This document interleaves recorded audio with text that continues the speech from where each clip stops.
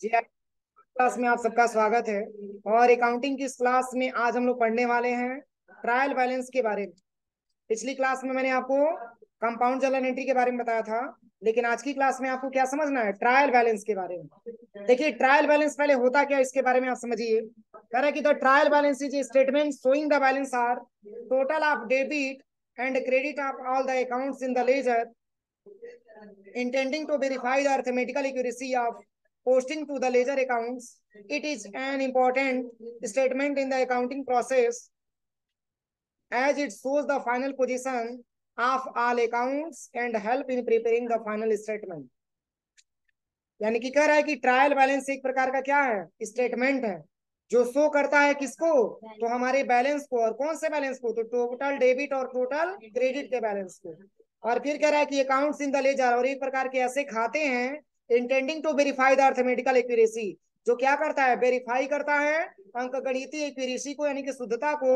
कह रहा है कि आप posting to the ledger accounts, यानी कि जो हम लेजर अकाउंटिंग की पोस्टिंग करते हैं उसकी एक्यूरेसी को, उसकी शुद्धता को ये क्या करता है, हमारा वेरीफाई करता है।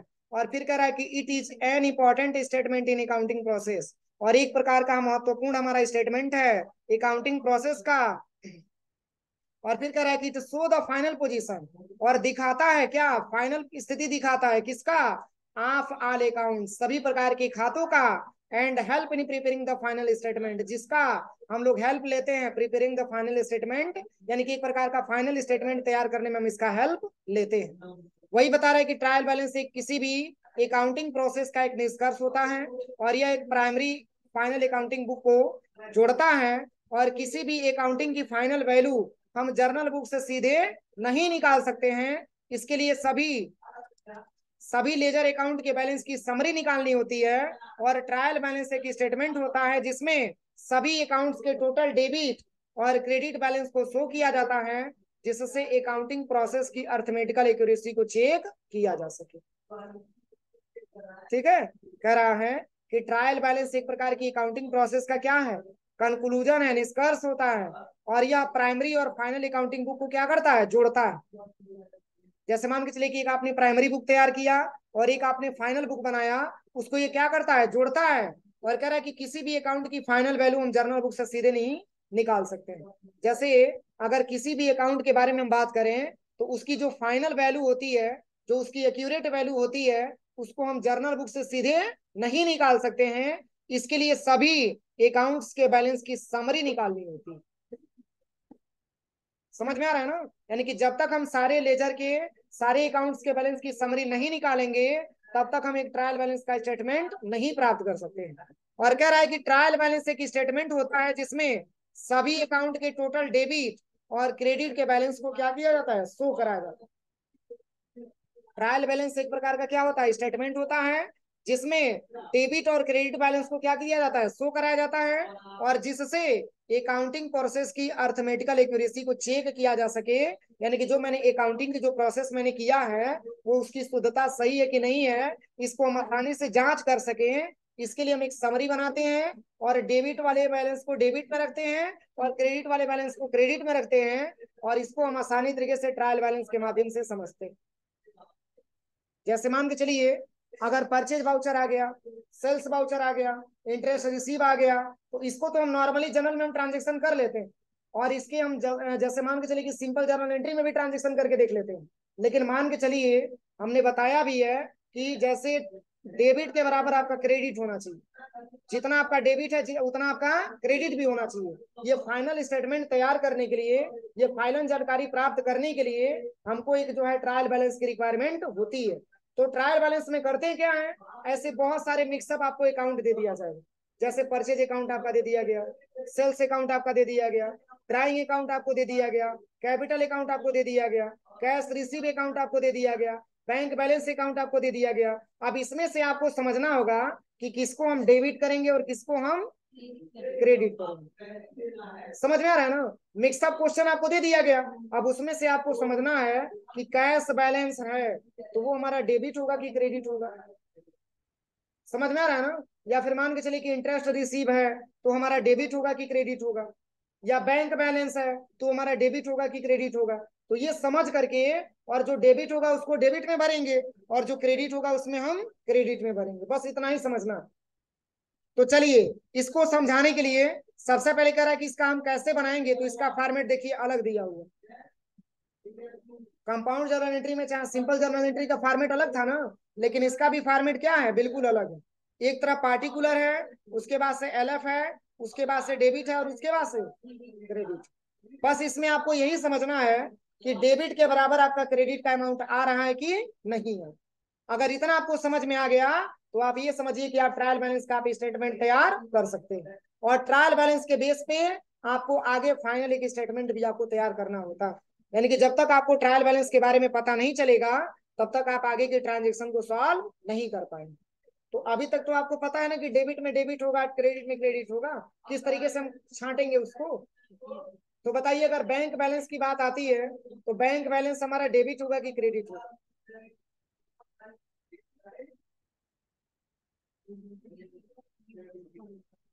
बताइए। देखिए, मैं दिखा रहा हूँ यहाँ पे दिखा दे रहा हूँ ताकि कंफ्यूजन आपका दूर हो जाएगा। देखिए, इसमें रखा हुआ है डेबिटर। तो डेबिटर मतलब क्या होता है? कस्टमर की सप्लायर। हाँ, वो मैं नहीं पूछ रहा हूँ। डेबिटर का मतलब मैंने बताया था ना, डेबिटर और क्रेडिटर के बारे में। तो डेबिटर का मतलब मैंने क्या बताया था, डेबिटर का प्रयोग हम लोग कहाँ करते हैं? डेबिटर है क्या, हमारा सप्लायर है कि कस्टमर है? कस्टमर को डेबिटर बोला जाता है। और डेबिटर का प्रयोग हम लोग करते हैं सेल्स अकाउंट में। जैसे मान के चलिए, किसी से अगर किसी गुड्स को आप सेल करते हैं, तो आपका सन्ड्री डेबिटर कहलाता है। अगर परचेज करेंगे तो सन्ड्री क्रेडिटर कहलाएगा। तो अगर डेबिटर है, तो उसको हम ट्रायल बैलेंस बनाते समय किस साइड में रखेंगे, डेबिट साइड में कि क्रेडिट साइड में? डेबिट साइड में रखेंगे। तो बस इस तरीके से पहले हम फॉर्मेट बना लेंगे। अब चलिए, इसके बाद से पूछ रहा है क्रेडिटर। तो क्रेडिटर का मतलब सप्लायर। हमारे बिजनेस का क्या है, वो सप्लायर है, जिसको हमको पैसा देना है। समझ में आ रहा है ना, हमारे बिजनेस का क्या है, सप्लायर है। और कह रहा है कि कैपिटल डेबिट होता है कि क्रेडिट होता है? बताइए, क्या होता है? कैपिटल कौन लगाता है? प्रोपराइटर लगाता है। तो मैंने आपको बताया था कि जब बिजनेस स्टार्टेड की बात आती है, बिजनेस स्टार्टेड की बात आती है, तो उस केस में कैपिटल का जिक्र किया जाता है। जैसे मान के चलिए कि दीपक स्टार्टेड बिजनेस, इस केस में मैंने आपको बताया था कि कौन कौन सा अकाउंट क्रिएट होता है, कैश का और कैपिटल का। तो जिसमें मैंने आपको बताया था कि कैश आपका डेबिट होता है, और कैपिटल आपका क्या होता है, क्रेडिट होता है। इसलिए किस में जाएगा, क्रेडिट में जाएगा। अब चलिए, ड्राइंग मतलब क्या होता है, निजी खर्च। तो खर्च की बात आ रही है, तो डेबिट होगा कि क्रेडिट? हाँ? जब ड्राइंग हो रहा है, तो ड्राइंग का मतलब मालिक द्वारा किए जाने वाला निजी खर्च। और निजी खर्च हमारे व्यापार की पूंजी को घटाएगा कि बढ़ाएगा? घटाएगा। तो घटाएगा तो प्रॉफिट होगा, एक्सपेंस होगा। तो एक्सपेंस होगा तो हमारा डेबिट हो जाएगा। अब चलिए, कैश बैलेंस है गदा। कैश बैलेंस का मतलब, जैसे पॉकेट में हमारे पास पैसा है, तो उस केस में हमारा डेबिट होगा कि क्रेडिट होगा? डेबिट होगा, क्योंकि वो बिजनेस में हमारे पास अवेलेबल है। इसलिए कैश बैलेंस भी क्या हो जाएगा, डेबिट हो जाएगा। अब चलिए, परचेज रिटर्न आता है। तो परचेज रिटर्न क्या होगा, डेबिट की क्रेडिट?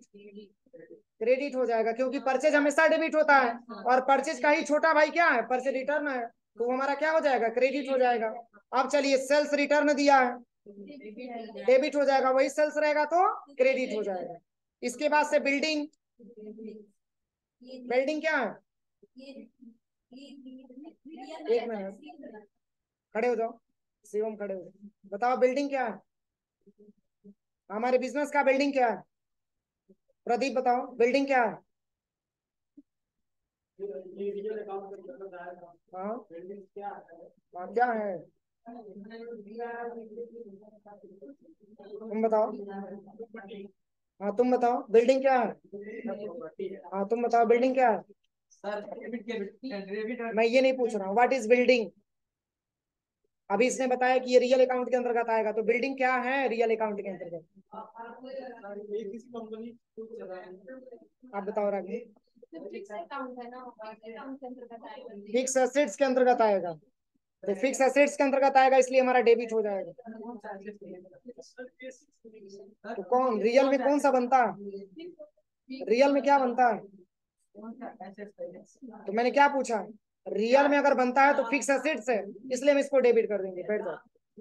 अब चलिए, रेंट पैड क्या हो जाएगा? डेबिट की क्रेडिट? रेंट पैड क्या होगा? डेबिट हो जाएगा, क्योंकि एक्सपेंस हो रहा है। अब इंटरेस्ट रिसीव क्या हो जाएगा? क्रेडिट हो जाएगा। बस यही समझ करके डेबिट वाले का अमाउंट डेबिट में लिख देना है और क्रेडिट वाले का अमाउंट क्रेडिट में लिख देना है।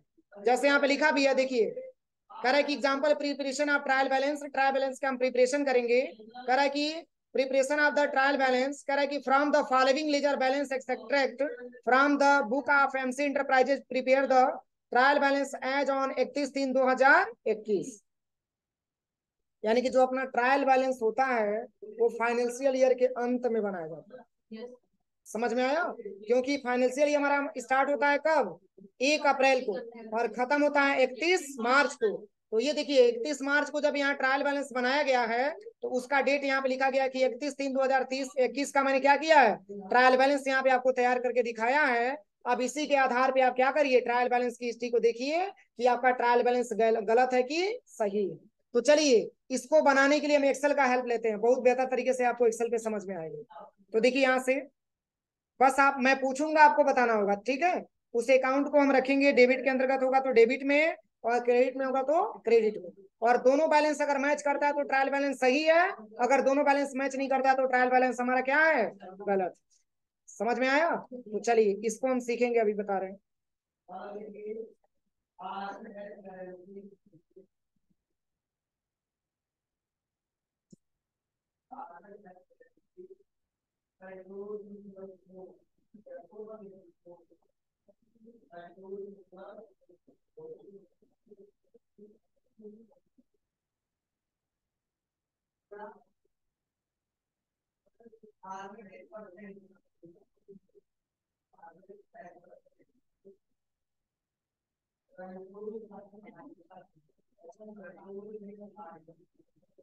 चलिए, यहाँ पे तो सबसे पहले क्या लिखेंगे?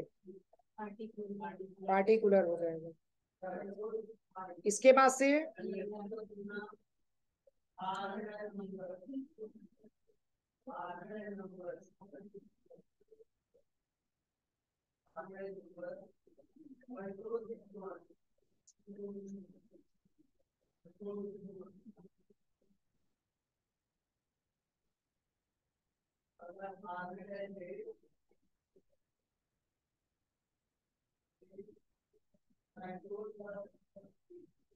पार्टिकुलर है, इसके बाद से क्या दिया है? LF तो ऐसे शॉर्ट में लिख दे रहे हैं, ठीक है? LF।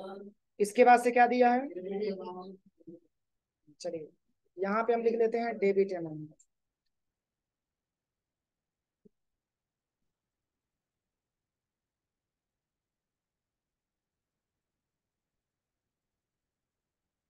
अमाउंट ब्रैकेट में लिखा है ना?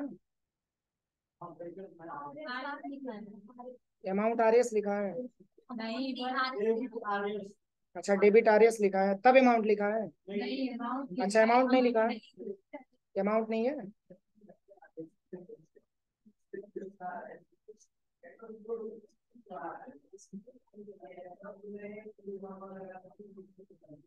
और यहाँ पे क्या लिखा है? क्रेडिट।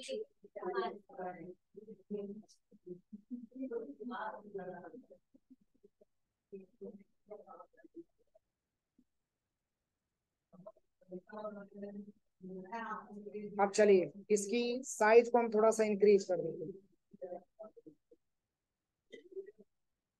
अब ये हमेशा बनाया जाता है किस डेट को? 31 मार्च को, इतना ध्यान रखिएगा।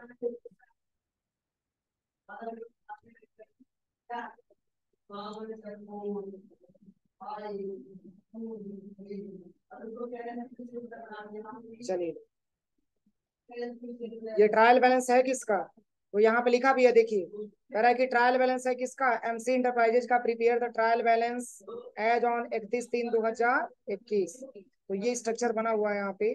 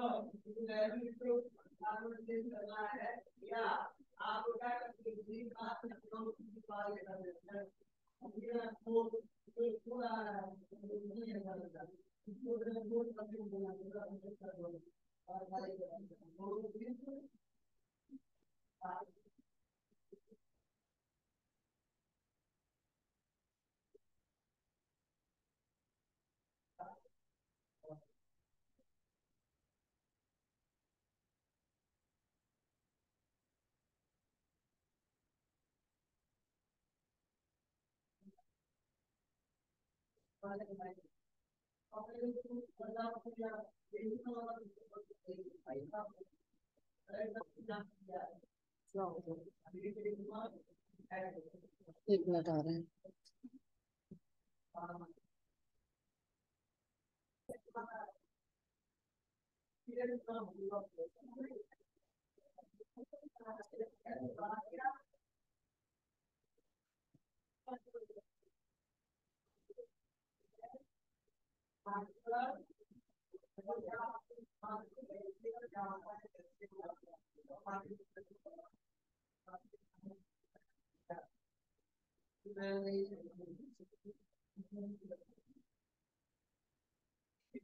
चलिए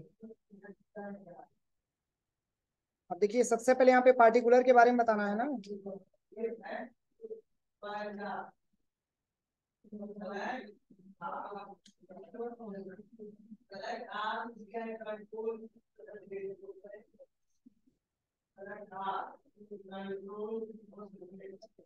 चलिए सबसे पहले क्या लिखा हुआ है पार्टिकुलर में, देखिए सबसे पहले यहाँ पे डेबिटर्स लिखा, तो यहाँ पे हम पार्टिकुलर में क्या लिखेंगे, डेबिटर्स टाइप कर लेंगे, डेबिटर्स। अब इसका बैलेंस क्या होगा, डेबिट होगा कि क्रेडिट होगा, डेबिट हो जाएगा। कितना दिया है, 15,000 है। चलिए इसके बाद से क्या लिखा हुआ है, क्रेडिटर यहाँ पे टाइप कर लेंगे, क्रेडिटर। क्रेडिटर का बैलेंस कितना लिखा है, हाँ 1,000, 10,000। देखिए डेबिट का डेबिट में और क्रेडिट का क्रेडिट में होना चाहिए, इतना ध्यान रखिएगा बस। इतना अगर आप पहचान लेंगे तो फिर ट्रांजेक्शन हो जाएगा। इसके बाद से क्या लिखा है, कैपिटल। तो कैपिटल क्या है, डेबिट है कि क्रेडिट है, क्रेडिट है। कितना रुपया है, 20,000 रुपया है। अब चलिए इसके बाद से क्या लिखा है, ड्राइंग। तो ड्राइंग एक प्रकार का एक्सपेंस है ना, जो मालिक के पूंजी को क्या करता है, घटाता है, इसलिए डेबिट में आ जाएगा। कितना, 2,600 रुपया। इसके बाद से क्या दिया है, क्या चीज, कैश बैलेंस दिया। कैश बैलेंस डेबिट है कि क्रेडिट है, डेबिट है। कितना रुपया दिया है, कैश बैलेंस कितना दिया है,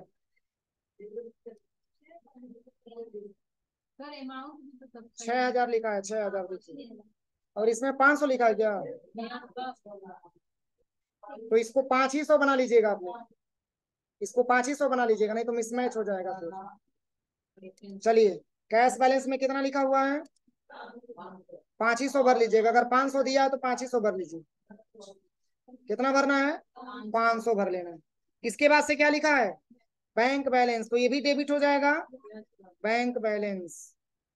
कितना पैसा, 700 रुपया। इसके बाद से क्या लिखा है, अब देखिए परचेज की बात हो रही है ना, तो परचेज एक प्रकार का डेबिट होता है, ये पता होना चाहिए आपको। समझ में आ रहा है ना, किस अकाउंट के रूल से, नॉमिनल अकाउंट के रूल से। कितना रुपया परचेज लिखा है, 6,000 रुपया। अब इसके जस्ट नीचे परचेज रिटर्न कितने रुपए का है, 700 रुपये का होगा लगभग। कितना है, परचेज रिटर्न। तो अगर परचेज डेबिट हो गया तो परचेज रिटर्न क्या हो जाएगा, क्रेडिट हो जाएगा। और कितना रुपया, 700 रुपया भर देंगे इसमें। अब चलिए इसके बाद से क्या लिखा है, सेल्स अकाउंट हमेशा क्रेडिट होता है, इसलिए सेल्स को हम भर देंगे किसमें, क्रेडिट में। कितना पैसा, हाँ 35,000। चलिए सेल्स रिटर्न कितने रुपए का? सेल्स रिटर्न, सेल्स रिटर्न आपका डेबिट हो जाएगा ना, कितना? 600 रुपया। इसके बाद से क्या लिखा है?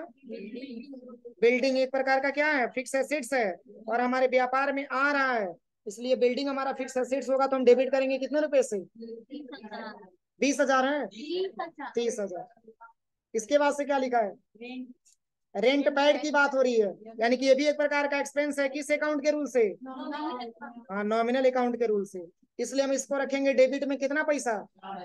4,000 रुपया। इसके बाद से क्या लिखा है?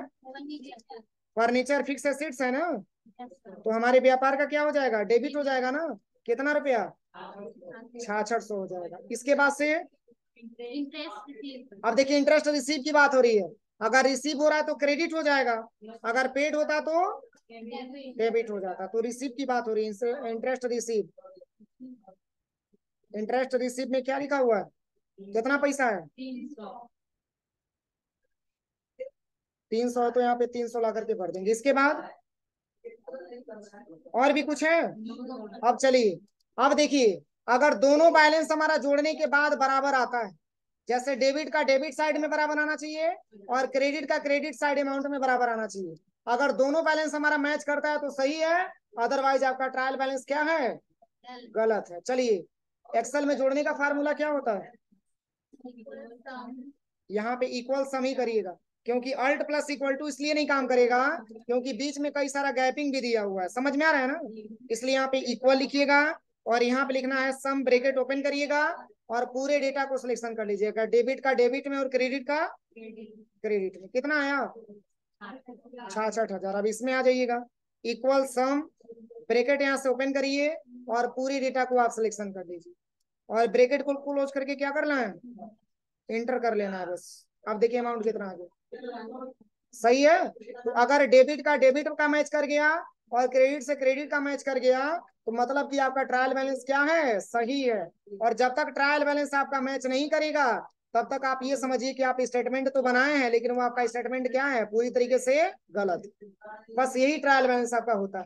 बस इसमें आपको यही समझना है कि डेबिटर में डेबिटर कौन सा रहेगा और क्रेडिटर में क्रेडिटर कौन सा रहेगा, इतना बैलेंस समझ करके जो जिसमें है उसमें बैलेंस भर दीजिए, और लास्ट में अगर टोटल दोनों एक दूसरे के बराबर आ रहा है तो आपका ट्रायल बैलेंस क्या है? सही है। यही आपका ट्रायल बैलेंस होता है। इसमें लिख लीजिएगा टोटल, टोटल बैलेंस देखने के लिए। समझ में आ रहा है? तो इस तरीके से ट्रायल बैलेंस आपको घर से भी बना के लेके आना। ट्रायल बैलेंस क्वेश्चन, क्वेश्चन ही बना, देखिए क्वेश्चन मैं नहीं बोल रहा हूँ, सेम सेम जिस तरीके से दिया है वही लिखिएगा आप लोग, बस अमाउंट आप लोग चेंज कर दीजिए। हाँ, वही सेम हेडिंग लिख लेना। अगर अगर आपको बढ़ाना होगा तो इसमें देखिए, जैसे सैलरी पैड इसमें नहीं जुड़ा हुआ, सैलरी पैड इसमें आप जोड़ सकते हैं, इंटरेस्ट पैड जोड़ सकते हैं, समझ में आ रहा है ना? तो ऐसे ऐसे इसमें लिख लीजिएगा अगर लिखना होगा तो, अगर नहीं भी लिखना आएगा तो भी कोई दिक्कत नहीं है, हेडिंग सेम रहेगा, बस बैलेंस अलग अलग आप लोग बना लेंगे। और एक चीज ध्यान देना, अब ये नहीं कि इसका बैलेंस 10,000 आ गया और इसका बैलेंस 20,000 आ गया, दोनों का सेम सेम होना चाहिए। तो पहले इस बैलेंस को लिखने से पहले मतलब कहीं रफली उसको नोट करके आप लोग देख देना कि दोनों बैलेंस हमारा मैच कर रहा है कि नहीं मैच कर रहा है। अगर दोनों बैलेंस मैच करेगा तो बस केवल उसको लेजर के सामने ले जाकर के उस बैलेंस को फिलअप कर देना है, अमाउंट हमारा मैच कर जाएगा। कोई दिक्कत किसी को?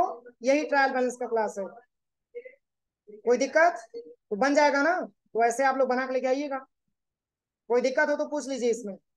बस इसमें दिक्कत उसी को होगा जिसको आज तक ये पहचाना नहीं आया होगा कि डेबिट क्या होता है और क्रेडिट क्या है, बस दिक्कत उसी को होगा, 100% गारंटी है मेरी, क्योंकि ये टोटली डिपेंडेड उसी पे है, डेबिट और क्रेडिट पे। और डेबिट और क्रेडिट पे मैंने कितना सारा क्वेश्चन भी करवाया है, अगर क्वेश्चन नहीं समझ में आया होगा तो इसको सॉल्यूशन आप लोग नहीं कर पाएंगे, इसलिए समझ के तब जाके आप लोग बना के लेके आइए। कम से कम 2 ट्रायल बैलेंस बना के लेके आना है, सबको 2-2 ट्रायल बैलेंस बना के लेके आना है। अब ये नहीं कि 2,000 रुपये बना लीजिएगा 1-1 रुपया देके, अरे कम से कम 20,000 25,000 का होना चाहिए। जैसे मैंने 66,000 का बनाया है ना, तो कोशिश करिएगा आप लोग की ज्यादा अमाउंट का बना के लेके आए, लेकिन हाँ गलत नहीं होना चाहिए। अब ये नहीं कि डेबिट का जा रहा है कहीं और क्रेडिट का कहीं और जा रहा है, दोनों जब तक मैच नहीं करेगा तब तक ट्रायल बैलेंस आपका सही नहीं होगा, क्योंकि ट्रायल बैलेंस में बनाया हुआ है कि 31 मार्च को बनाया जाता है जब हमारा फाइनेंशियल ईयर एंड होता है, और ये जानकारी करने के लिए और एक प्रकार का स्टेटमेंट होता है, और इसी के बेस पे हम फाइनल अकाउंट को भी बनाते हैं। और जब तक दोनों बैलेंस हमारा मैच नहीं करेगा तब तक ट्रायल बैलेंस हमारा सही नहीं है। तो देखिए कैसे मैच नहीं करेगा भी मैं बता दे रहा हूँ। अगर आप बनाएंगे तो कहाँ दिक्कत आएगी, देखिए मैं बता दे रहा हूँ। जैसे आपको पता है कि ड्राइंग आपका डेबिट का अकाउंट है, ध्यान से समझिएगा। और ड्राइंग अगर आपका डेबिट का अकाउंट है तो क्यों, इसके बारे में आपको समझ में आना चाहिए ना। तो ड्राइंग का मतलब होता है कि व्यापार के मालिक के द्वारा किया जाने वाला निजी खर्च। तो निजी खर्च की बात आ रही है, एक्सपेंस हो रहा है, तो एक्सपेंस हमारे व्यापार को क्या करता है, मंदा करता है, माइनस में लेके जाता है। तो हमारे व्यापार का क्या हो जाएगा, माइनस हो जाएगा। तो हमारा लॉस हो रहा है। जब लॉस हो रहा है, एक्सपेंस हो रहा है, तो हमारा डेबिट हो जाएगा। किस अकाउंट के रूल से, नॉमिनल अकाउंट के रूल से। उसी तरीके से यहाँ पे परचेज दिया है, तो परचेज आपको पता है कि डेबिट होगा, और परचेज का छोटा भाई क्रेडिट होगा, परचेज रिटर्न। समझ में आ रहा है ना। तो बस अगर आपको इसमें कंफ्यूजन होगा तभी जाकर के बैलेंस में डिफरेंस आएगा। अगर इसमें कंफ्यूजन नहीं होगा तो बैलेंस आपका क्या होगा, पूरा का पूरा इक्वल होगा। ठीक है, तो आप लोग बना के लेके आना आप लोग।